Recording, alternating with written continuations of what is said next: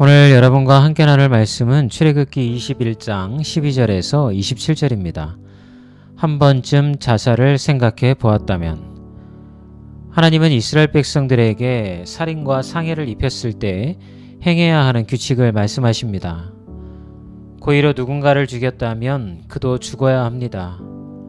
고의가 아니라면 하나님이 정하신 곳으로 피할 수 있게 하셨습니다.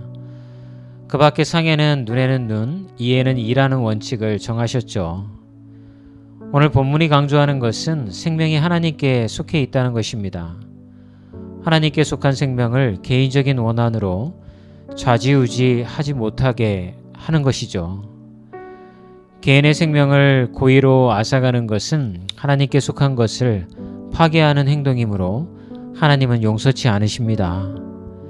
그러면서도 실수할 수밖에 없는 유한함을 가진 우리이기에 피할 길을 예비하시는데 그 장소가 도피성입니다. 이 말씀을 적용해 보면 두 가지를 묵상해 볼 수 있습니다. 첫 번째는 자살에 대해 생각해 보는 것입니다. 우리의 생명은 이미 하나님의 소유입니다. 그러므로 우리 생명 또한 함부로 대해서는 안 되죠.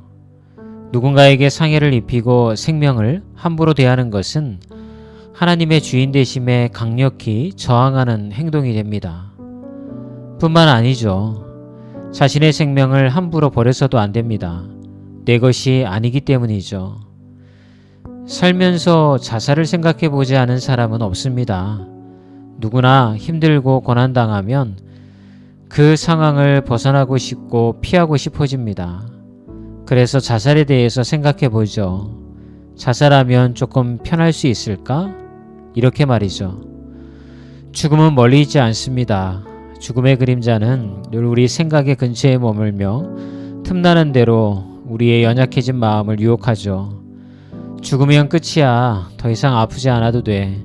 더 이상 힘들게 살지 않아도 된다면서 우리를 유혹합니다. 그러나 하나님의 자녀는 그냥 이 세상에 온 것이 아니죠. 하나님의 뜻하심이 있어 보냄받은 존재들이잖아요. 그러므로 하나님을 의지하고 삶을 이겨내며 견뎌야 합니다. 그리고 그 인생의 소풍을 마치고 주님의 품에 안기는 날 우리를 안아주시며 주님은 이렇게 말씀하실 거예요. 잘하였도다 착하고 충성된 자여. 이제 내 품 안에서 영원한 안식을 누리렴.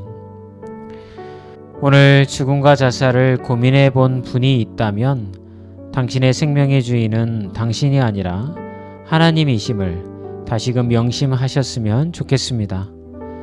그분이 부르시기 전 나조차 내 생명을 함부로 대할 수 없음입니다. 두 번째 묵상은 도피성입니다. 우리는 실수도 많고 부족한 자들이죠. 그래서 삶이 늘 실수로 엉망이 됩니다. 그럴 때 자신을 한탄하고 또 능력 없음을 원망하기도 하죠. 그런데 놀라운 것은 하나님은 우리가 실수투성이 인생이라는 것을 아신다는 것이죠. 하나님의 도움 없이는 삶을 살아내기도 버거운 하자 많은 인생이 우리란 걸 아신다는 것입니다. 그래서 피할 길을 준비해 놓으십니다. 서로 실수로 인생이 망가져 있어도 하나님이 지켜주시는 피할 길을 만들어 놓으신 것이죠. 피할 길을 예비하시는 하나님을 믿고 실수 많고 망가지는 자신을 용서하는 하루가 되셨으면 좋겠습니다. 가장 힘들면서도 어려운 게 자신과 화해하는 것이라고 그래요. 오늘 하루 하나님이 예비하신 도피성 안에 머물며 자신과 화해하는 그런 하루가 되셨으면 좋겠습니다. 오늘 찬양입니다. 주님의 숲 사랑 이야기. 찬양이 굉장히 쾌활하고 명쾌해요. 이 찬양을 통해서 새 힘을 얻으셨으면 좋겠습니다. 가을이 오고 있어요. 오늘도 화이팅입니다. 어느 날 문득 당신이 찾아온 푸르른 저 숲속에 평온하게 쉴 수 있는 곳을 찾아 당신이 지나온 이 거리는 언제나 낯설게 느껴 그 어디에도 평화 없네 참 평화 없네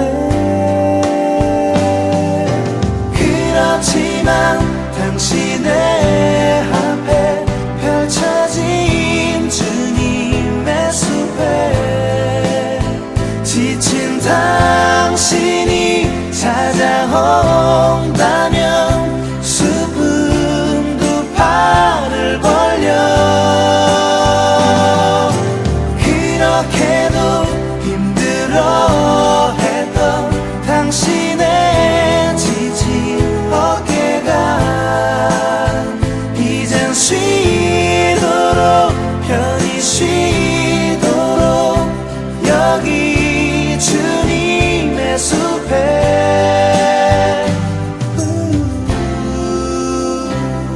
당신이 느꼈던 지난 날의 슬픔의 기억들을 생각하고 잊어버리고 또 생각하네 그렇지만 당신의 앞에 펼쳐진 주님의 숲에 지친 당신이 찾아온다면 숲은 두 팔을 벌려 그렇게도 힘들어했던 당신의 지친 어깨가 이젠 쉬도록 편히 쉬도록 여기 주님의 숲에